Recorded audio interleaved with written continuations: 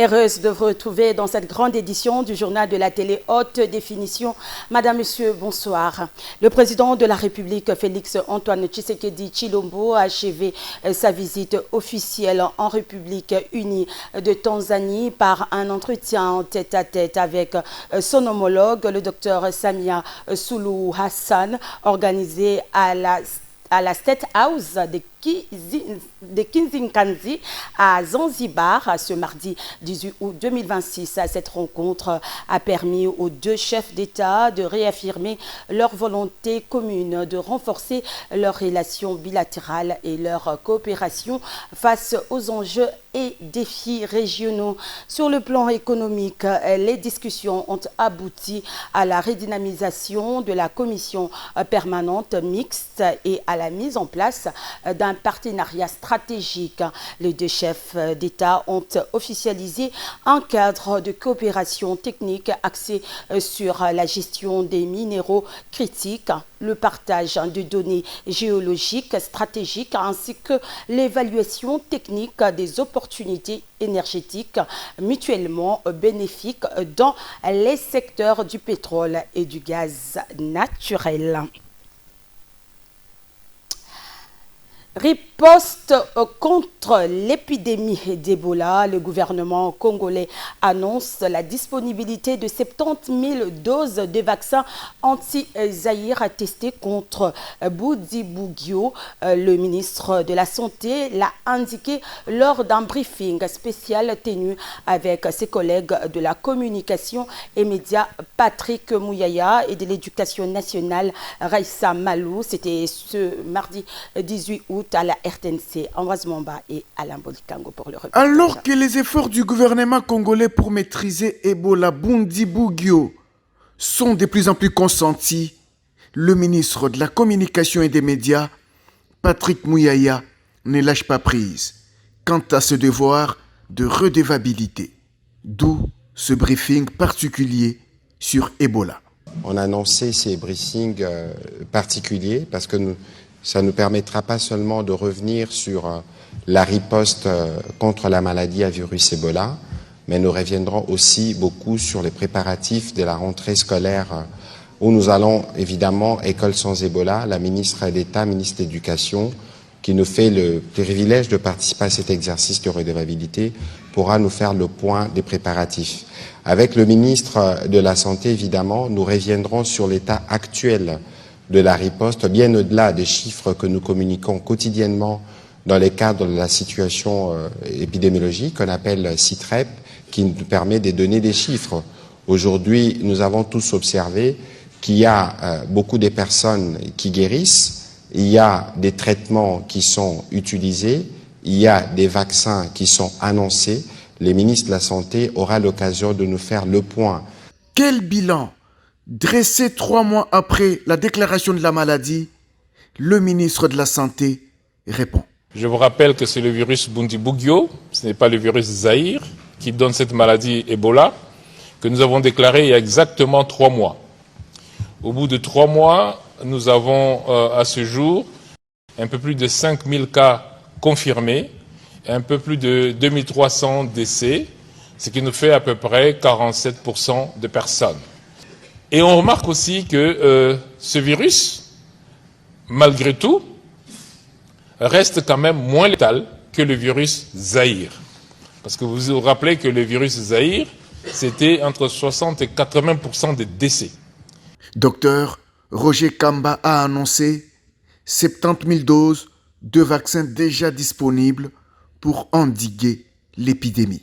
Les scientifiques ont maintenant dosé les anticorps contre Bundibugyo quand on donne le vaccin Zaïre. On se rend compte que ces personnes-là développent des anticorps contre Bundibugyo alors qu'ils ont reçu le vaccin Zaïre.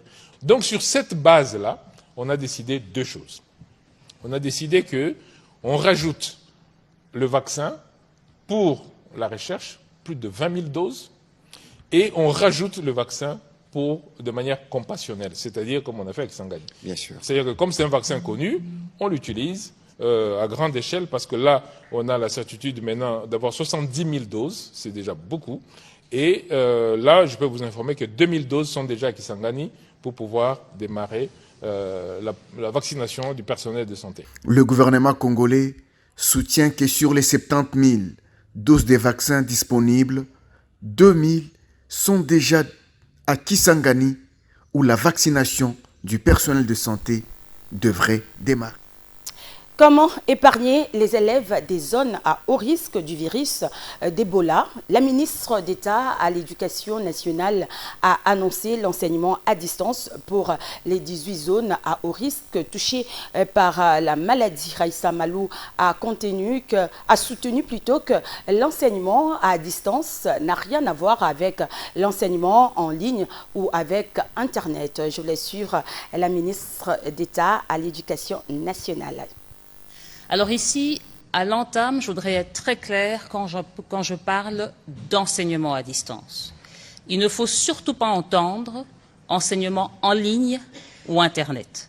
Justement, dans ce cas précis, pour l'épidémie d'Ebola dans les 18 zones à haut risque, c'est un enseignement à distance léger, sans Internet ni acquisition de matériel qui serait exigé aux enfants. On va en fait adopter un système qui sont des cahiers, des cahiers, même des feuilles qui seront produites, basées sur le programme, limitées à des savoirs essentiels et qui seront distribués aux enfants pour leur permettre de continuer le travail à la maison. Et ce dispositif de feuilles qui leur sera distribué va être accompagné, complémentaire, avec des émissions radio qui seront complémentaires aux feuilles pour que les apprentissages continuent. Alors évidemment, quand on se dit l'enfant va recevoir 2 feuilles A4 recto verso avec les savoirs, est-ce que ça va suffire à établir l'ensemble des savoirs qui sont prévus? Évidemment non. L'objectif, c'est de maintenir l'enfant en activité à l'école, à la maison, de ne pas le déconnecter de l'école et d'aller vers des savoirs essentiels qui sont définis avec les structures déterminées par le ministère. Et donc, la rentrée différenciée dit en fait que l'école reste le point de service éducatif. Donc, l'école reste ouverte. Les enseignants sont présents dans l'école. Avec le ministère de la Santé, dans les zones à haut risque, ce ne sont que les enseignants et les encadreurs qui sont là. Tout le dispositif de lavage de mains, tous les kits sanitaires sont placés dans ces écoles. Et selon un roulement, un dispositif, une programmation, les enfants et les parents peuvent passer à l'école pour récupérer tous les 15 jours les feuilles qui leur permettent de travailler. Alors on va commencer d'abord pour 4 semaines ce dispositif et dans les 4 semaines, on va évaluer avec le ministère de la Santé parce que nous sommes convaincus qu'avec la campagne de vaccination, l'épidémie serait ainsi maîtrisée. Mais dans tous les cas, même si cela devait continuer, tous les 4 semaines, les enfants auront accès, seront imprimés et distribués et diffusés dans les radios locales, les radios communautaires, les contenus qui permettent aux enfants de continuer à rester actifs et de continuer à apprendre ces savoirs essentiels qui sont définis. Je précise bien, notre objectif est d'éviter qu'une zone orange devienne une zone rouge et qu'une zone verte devienne une zone orange.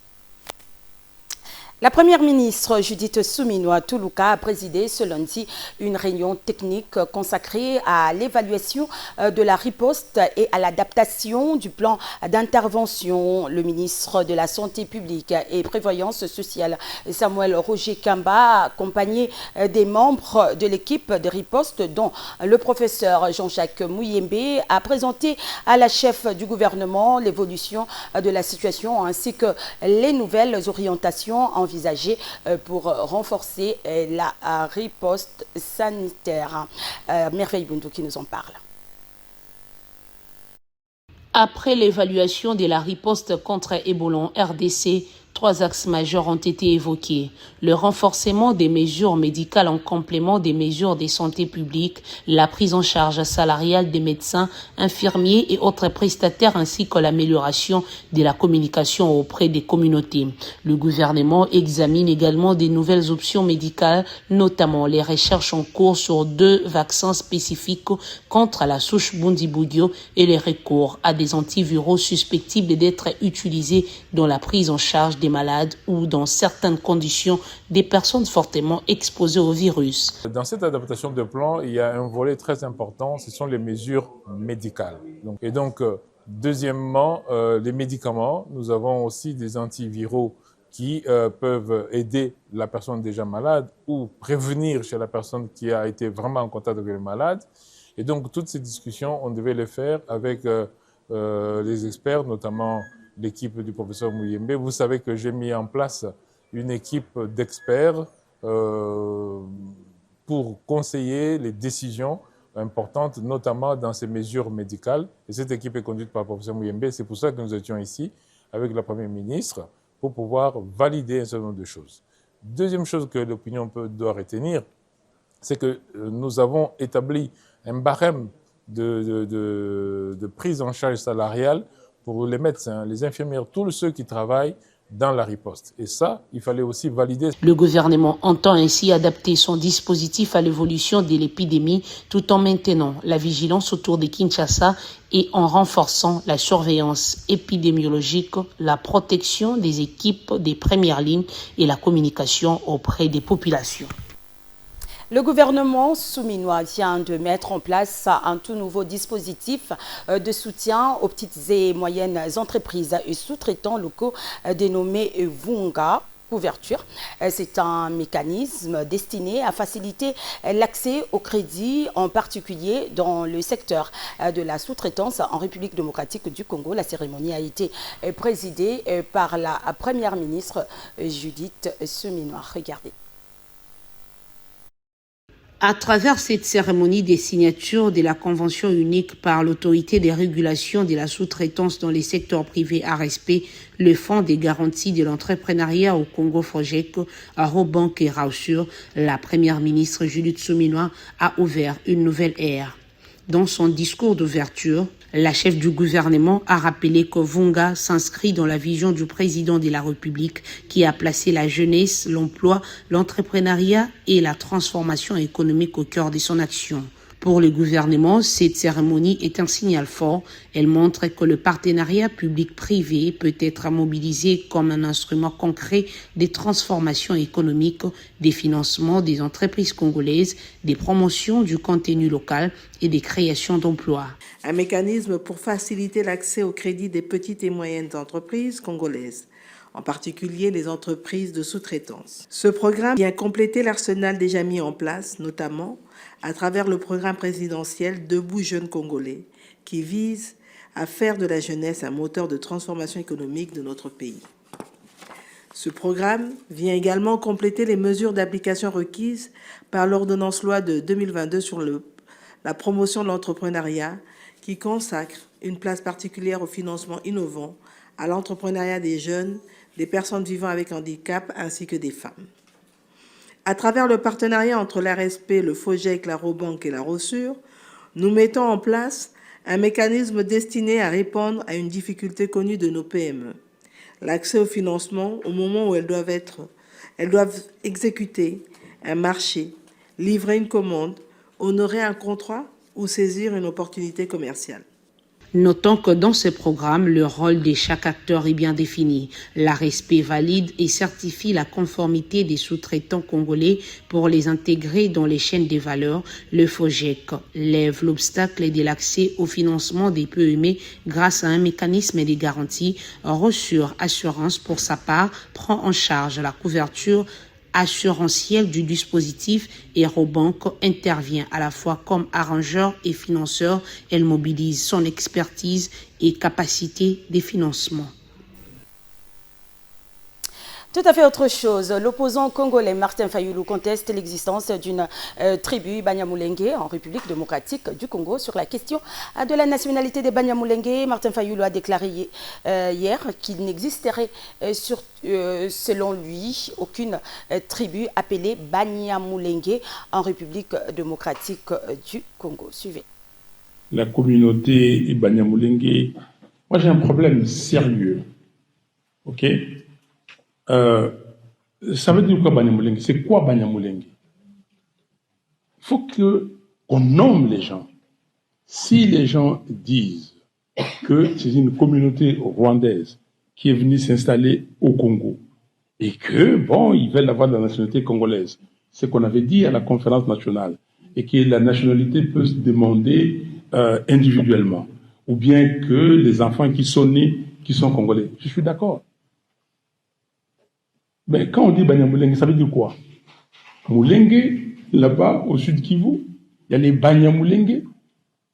Les tribus, moi, j'ai fait partie d'une tribu. Quand je suis parti à Tervuren, au musée, vous allez voir toutes les tribus du Congo. Et chaque tribu a une langue. Ok? Moi, je vais parler de ma tribu, et je sais parler cette langue-là. Le Kimbala, c'est une langue qu'on parle. Qui est congolais ici qui n'a pas de langue? Levez les doigts. Il y a une langue qui s'appelle Mulenge ou je ne sais pas quoi. Il y a une langue comme ça au Congo? Ben alors, il parle de Kinyarwanda. Cher ami, vous mettez la corde au cou bêtement. J'entends les gens dire des choses. Non, soyons sérieux. S'ils sont congolais, si ceux qui veulent être congolais, un Belge qui était belge, il peut être congolais. Il est congolais de nationalité, mais il est d'origine belge. Est-ce que c'est un problème? Si vous dites que vous êtes congolais, mais d'origine rwandaise parce que vous êtes venu et vous avez pris la nationalité congolaise, où est le problème? Donc, cette question, parce que oh non, Banyamulenge, ils sont des Congolais. Non. Il n'y a pas, regardez les tribus du Congo, il n'y a pas une tribu comme ça. Ça, vous pouvez me couper les coups comme vous voulez, je le dirai, parce que c'est ça la réalité. Mais si quelqu'un issu de cette tribu du Rwanda et tout ça qui dit que non, moi j'ai toute ma vie au Congo, j'ai fait tout au Congo, je suis congolais, quel est le problème? La nationalité, on n'en discute pas. C'est un projet qui se veut une réponse concrète aux besoins sanitaires de la population de Kingabwa. La fondation Gekoko Mulumba a procédé à la pose de la première pierre du futur centre hospitalier Aria, un établissement moderne entièrement financé sur fonds propres. Une initiative qui ambitionne de rapprocher les soins de qualité de la population de Kingabwa. Et d'ailleurs, la cérémonie s'est déroulée en présence de plusieurs invités venus témoigner leur soutien à cette initiative sociale. Le développement est l'affaire de tous. Si le chef de l'État, Félix-Antoine Tshisekedi, emporte la vision, chacun a la responsabilité d'y contribuer. Une vision que partage le sénateur Gekoko Mulumba, dont les actions en faveur de Kingabwa traduisent un engagement constant. La santé constitue un des fondements essentiels du développement d'une nation. La vision du chef de l'État, son Excellence, M. Félix-Antoine Tshisekedi Tshilombo, accorde une place importante à l'amélioration des conditions de vie de la population et à l'accès aux soins de santé. Ce jour marque une nouvelle étape pour la population de Kingabwa. Avec la pose de la première pierre du centre hospitalier Aria, c'est l'espoir d'un meilleur accès à des soins de qualité qui prend forme. À travers sa fondation, le sénateur Gekoko Mulumba transforme ainsi son engagement en action concrète au service de son fief électoral. Cet hôpital s'élèvera sur 5 niveaux et sera doté d'un ascenseur. Il intégrera plusieurs services médicaux essentiels, notamment une maternité, un service de dialyse, des services de consultation et des soins spécialisés. Des ambulances seront également prévues afin de renforcer la prise en charge les urgences et d'améliorer la mobilité des patients. Au-delà de l'infrastructure, l'ambition est aussi de rendre les soins accessibles au plus grand nombre. Dans une communauté confrontée à des difficultés d'accès aux soins de qualité, ce projet se veut une réponse concrète aux besoins de la population. Nous souhaitons que cet établissement devienne un véritable espace d'espoir. Honorable sénateur Jekoko Mulumba, permettez-moi de vous adresser au nom de la Fondation Jekoko et tous ceux qui croient en cette initiative mes sincères félicitations et mes encouragements.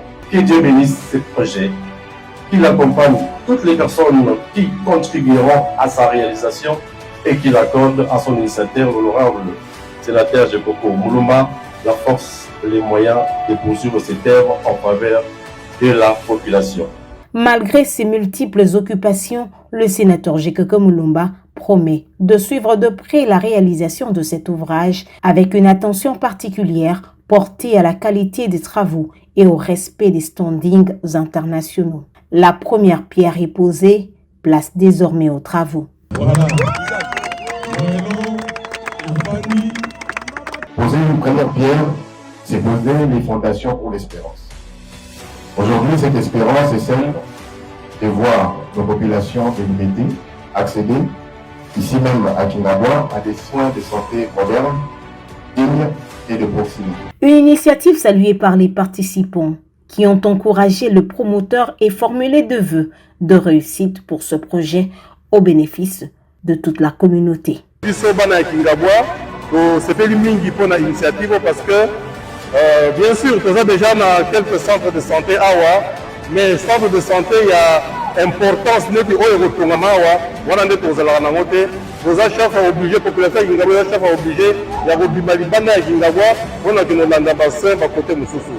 Mais net honorable sénateur Jekoko azima kanisi ya kopesa biso hôpital moko ya munene awa de tout cœur vraiment biso bana ya Kingabwa na bana ya limité obimba de remercier. Il n'y a plus rien à démontrer, ont lâché les observateurs. À les en croire, le sénateur Jekoko Mulumba figure parmi les rares personnalités politiques de la RDC dont l'attachement à la base se traduit par des actions concrètes. Il n'attend pas les échéances électorales pour se rapprocher de sa population. Il est avec elle et entend le rester. Une proximité désormais ancrée dans les faits et qui ne souffre d'aucun doute. Ces observateurs estiment que le sénateur Jekoko Mulumba fait partie de ces personnalités dont les actions concrètes contribuent à matérialiser la vision du peuple d'abord, en mettant les besoins de la population au cœur de ses priorités, s'affichant ainsi comme un véritable élève de l'école de feu Étienne Tshisekedi Mulumba. C'était là un reportage signé Noëlla Kambaja et Adonis Mbungo. Le mouvement national pour l'engagement politique MNEP en sigle rejoint l'Union sacrée de la nation. Il a officiellement signé la charte d'adhésion ce mercredi 19 août 2026 au siège national de cette plateforme politique située dans la commune de la Gombe. Dans une déclaration faite après cette alliance, la présidente de ce mouvement sociopolitique, Salima Kiwis Merveille, cette affiliation marque l'engagement de sa structure à contribuer aux efforts des paix, à la consolidation des institutions et au développement du pays. Fabrice Lukamba et Alain Bianga pour le reportage. Bien accueilli, la délégation du Mouvement national pour l'engagement politique a d'abord eu un entretien avec l'administration de l'Union sacrée de la nation. Les échanges ont tourné principalement autour du fonctionnement de cette plateforme politique créée par le chef de l'État Félix Antoine Tshisekedi Tshilombo. Tout s'est déroulé dans une ambiance empreinte de convivialité. Après ces partages et les remplissages de toutes les formalités, la présidente du MNEP a signé l'adhésion de son mouvement à l'Union sacrée de la nation. Salima Kiwis Merveille a indiqué que cet acte va au-delà d'une simple adhésion. Il s'agit pour sa structure de manifester son engagement au développement de la RDC. Aujourd'hui, au nom du parti politique Mouvement national pour l'engagement patriotique, je signe avec responsabilité la charte de l'Union sacrée de la nation. Cette signature est pour nous un engagement au service de la République de l'unité nationale, de la paix et du développement et de la jeunesse. Par cette adhésion, le Mouvement national pour l'engagement politique s'est engagé également à contribuer au retour de la paix dans les parties du pays en proie à l'insécurité. Nous apportons notre vision, notre mobilisation et notre engagement particulièrement à Kivu, au Maniema, à Kinshasa et toutes les provinces de notre pays pour contribuer concrètement à la construction d'un Congo fort et prospère. Nous ne signons pas seulement une charte, nous prenons un engagement envers notre nation. Que vive la RDC, que vive le Mouvement national pour l'engagement patriotique, que vive l'Union sacrée. Signalons que le Mouvement national pour l'engagement politique poursuit plusieurs objectifs, entre autres renforcer l'unité et la cohésion nationale, promouvoir l'état des droits et la bonne gouvernance et défendre l'intérêt général et la justice sociale. Agissons pour la République, AREP, en sigle parti cher à Guy Luando-Mboyo, a organisé dimanche dernier une matinée politique à Lukunga 2. L'activité a été consacrée à l'installation de nouveaux animateurs fédéraux et communaux dans le cadre du renforcement des structures du parti. Suivez.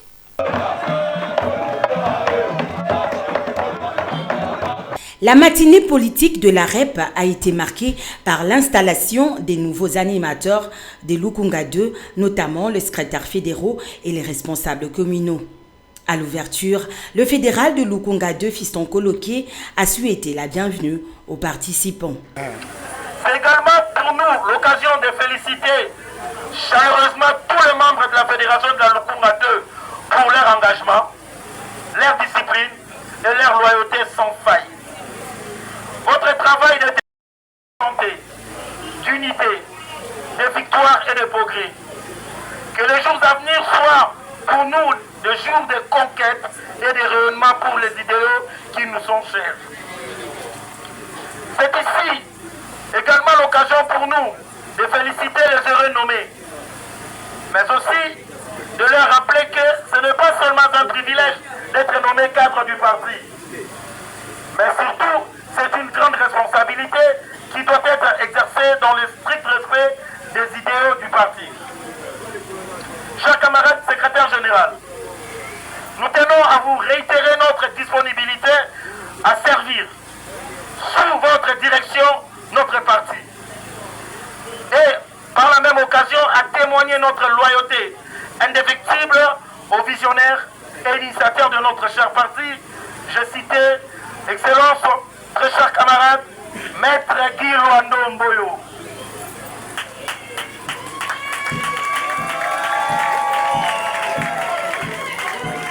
Sur ce, très chers camarades secrétaires généraux, nous vous souhaitons la chaleureuse bienvenue au sein de notre fédération de la Lukunga 2.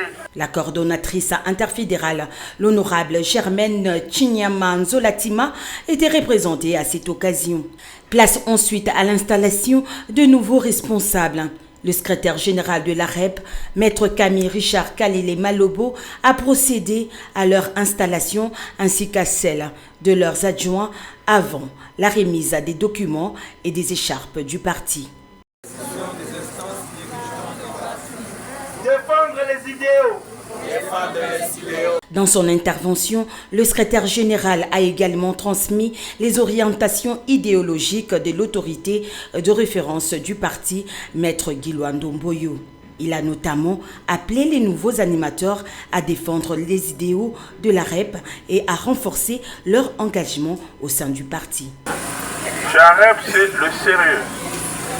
Vous voyez comment l'autorité de référence a mis tout le sérieux en place pour créer ces partis.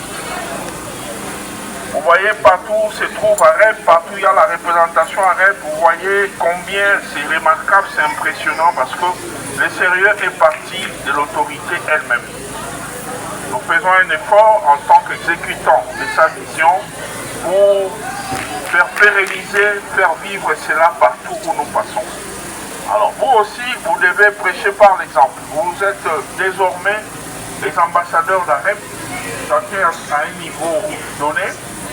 Aujourd'hui, responsabilité monnaie, Yako kumba lokumu ya parti na biso ya komema idéologie to pe vision ya mokonzi na biso excellence Kilo Ndomboyo bisika biso oyo bozali bosala soni ya autorité de référence te toyokani bobatela mateya oyo malamu baéchampe oyo natie bino ezali pouvoir mobimba oyo natie bino na nkombo ya mokonzi ya lingomba na biso bobatela yango malamu ezali outil de travail en tant que baresponsable napesi bino mission bisika biso nazoleka nazozwa badisposition pour que nsima ya baposo mwa ndambo tokosala milulu ya monene mpona évaluer soki bokoti na mosala autre chose eza obligatoire nalingi nayoka sango na poso tobandi okozala na baresponsabilité te na kati ya parti sans kozala na carte de membre mingi awa parmi bino bakarte esi expiré nakosi carte eza lokola buka lopango te bando osombango na 1900 wolo kaka yango te carte barenouvela yango chaque année. Une cérémonie qui aura ainsi permis à la REP d'installer officiellement ses nouveaux animateurs dans les différentes structures de Lukunga 2. Malgré une coupure d'électricité intervenue au cours de l'activité, la cérémonie s'est poursuivie dans les mêmes dispositions jusqu'à son terme. À l'occasion de la Journée internationale de la jeunesse célébrée chaque 12 août, la Ligue des jeunes de l'Alliance de forces démocratiques du Congo, AFDC, a réuni vendredi dernier des centaines de jeunes autour d'une matinée politique à Kinshasa, une rencontre consacrée notamment à l'engagement citoyen et politique de la jeunesse. Suivez.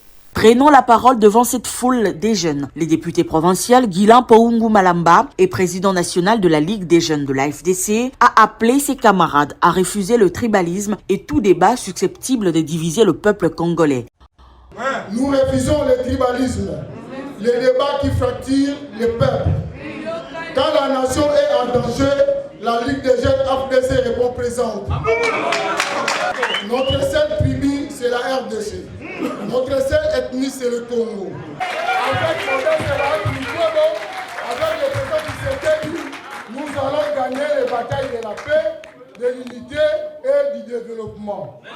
Invité à cette manifestation organisée par les jeunes de son parti, le sénateur professeur Modeste Bahati Lukwebo, président national statutaire de la FDC, a appelé les jeunes de la FDC à faire bloc derrière le chef de l'État, Félix Antoine Tshisekedi Tshilombo, tout en les exhortant au travail assidu et à la discipline ainsi qu'à l'amour de la patrie. Pour le professeur Modeste Bahati Lukwebo, l'avenir ne se construit pas par des discours, mais plutôt par le travail, la discipline, la solidarité et l'engagement quotidien. Le président national statutaire de la FDC a également saisi cette occasion pour saluer la détermination dont fait montre le président de la République, Félix Antoine Tshisekedi Tshilombo, dans la recherche de la restauration de la paix dans la partie est de la République démocratique du Congo. Il a aussi souligné qu'on ne peut pas parler de développement sans la paix.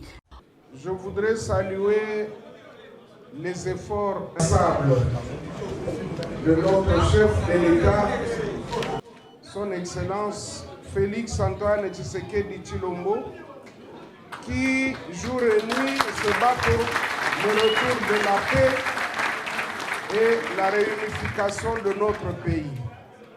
Cette journée a été aussi marquée par le lancement des divers chantiers par le président de la Ligue des jeunes de la FDC. Il s'agit notamment du chantier patriotique consistant à sensibiliser chaque jeune de la FDC à la défense du pays. Notons que plusieurs kits et des équipements sportifs, dont du président national de la Ligue des jeunes de la FDC, Guilan Poungu Malamba, ont été distribués à toutes les coordinations provinciales de cette structure du parti cher au professeur sénateur Modeste Bahati Lukwebo. L'ONATRA relance le train urbain à Kinshasa 15 ans après, parti à 8h05 de Tchéké à Massina. Le convoi a atteint la gare centrale à 9h23 après près de 10 arrêts, billets de 2 000 à 5 000 francs congolais. Et selon la classe, pour un aller simple ou un retour simple, une alternative aux embouteillages. Je vous l'assure, ces images sans commentaire.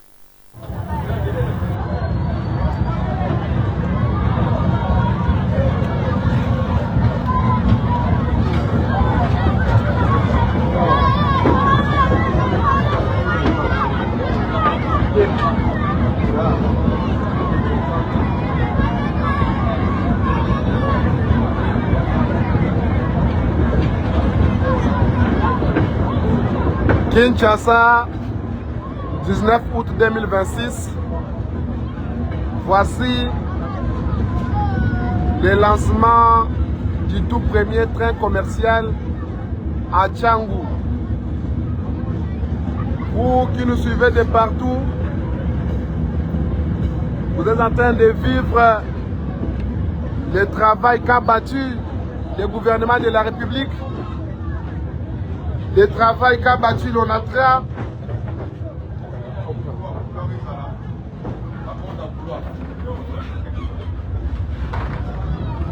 Excuse. Oui, ça va. On a... Ah, Mali.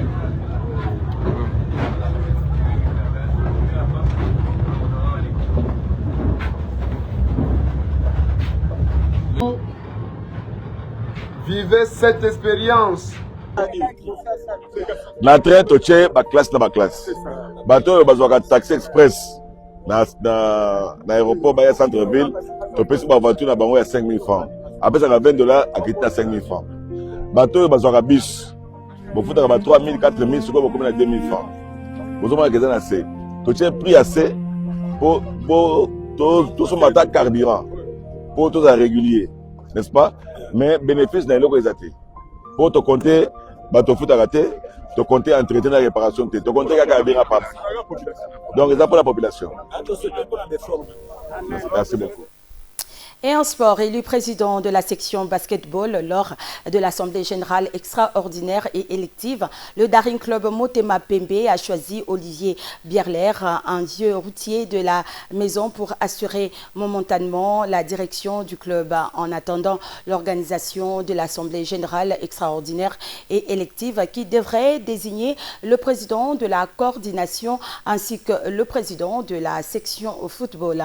Telle est le retombé des élections partielles de ces assises organisées ce mardi par le Daring Club Motema Pembe. Par son conseil d'administration, c'était en présence du représentant du secrétaire général au sport, Lota Kossi. Reportage signé Olivier Mbouido. Les Daring Club Motema Pembe entrent dans une nouvelle ère. Celle de doter les sections volleyball, handball et basketball, une nouvelle équipe dirigeante pour les 3 prochaines années. Les sportifs et membres statutaires étaient mobilisés pour désigner les hommes appelés à relancer les disciplines olympiques du club. Après une heure de vote à main levée, Olivier Bierler sera élu à l'unanimité près de la section basketball.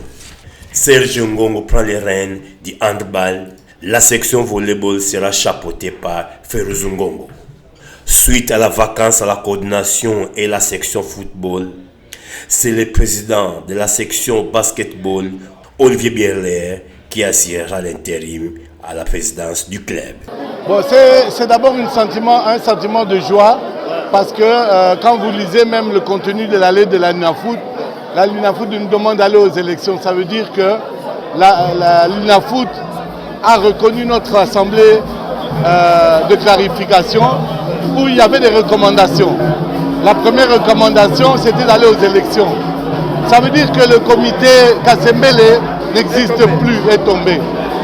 Et dans la claire, Matoya Batu, le comité Kasembele est tombé à l'assemblée de clarification. Ça a été validé par la LINAFOOT qui nous demande d'aller aux élections. Aujourd'hui, on a fait l'élection des 3 sections, volley, basketball, qui ne sont pas, disons, de la chasse gardée de la LINAFOOT. Pour la section football et la junior, il y aura une autre élection où nous avons aussi des candidats. Comme on ne peut pas laisser Daring dans le vide, on va assumer l'intérim jusqu'aux prochaines élections. Il n'y a pas de problème. Et c'est pour quand ces élections? Ça, c'est la LINAFOOT. C'est la LINAFOOT qui va nous donner la date et le lieu, etc. Il n'y a pas eu élection à la section football et à la coordination suite à la correspondance de la Ligue nationale de football qui a annoncé aux 2 parties en crise qu'elle convoquera l'Assemblée générale élective afin de mettre fin à cette crise. La LINAFOOT va donc reconnaître que le comité qui sera élu lors de cette Assemblée générale élective qu'elle va convoquer. Ici aussi de noter qu'au cours de ces assises, Amos Mbayo Kitenge, Pichu Bolenge, Donald Yoke et Blanchard Leba ont été radiés au cours de cette assemblée générale.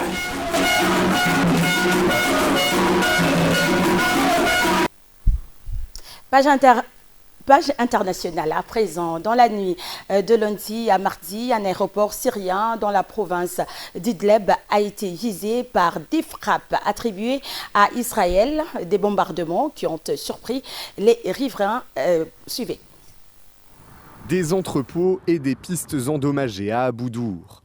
Dans la nuit de lundi à mardi, cet aéroport militaire syrien a subi 8 frappes israéliennes, des bombardements qui ont surpris les riverains.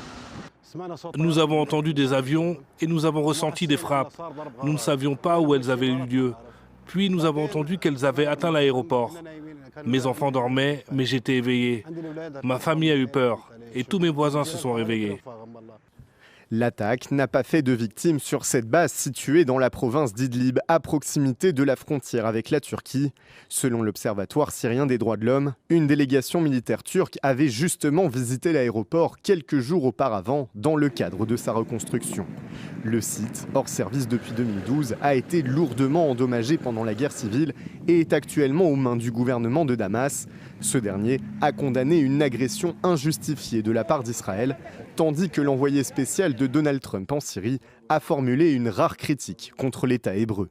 Nous sommes profondément préoccupés car ces frappes israéliennes confirmées constituent une escalade inutile qui ne contribue pas à la stabilité régionale. Le gouvernement syrien n'a pas adopté de posture prédatrice ni maintenu de forces de type proxy.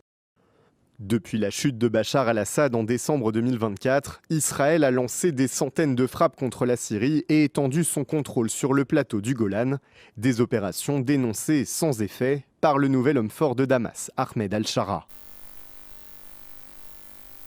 Ainsi s'achève cette édition du journal assurée par Olivier Mpouilou, Adonis Mpungu, Maurice Gigandou, Patrick Nsala ainsi que l'ensemble de la rédaction. Merci à vous de l'avoir suivi. Au revoir et bonne suite de nos programmes.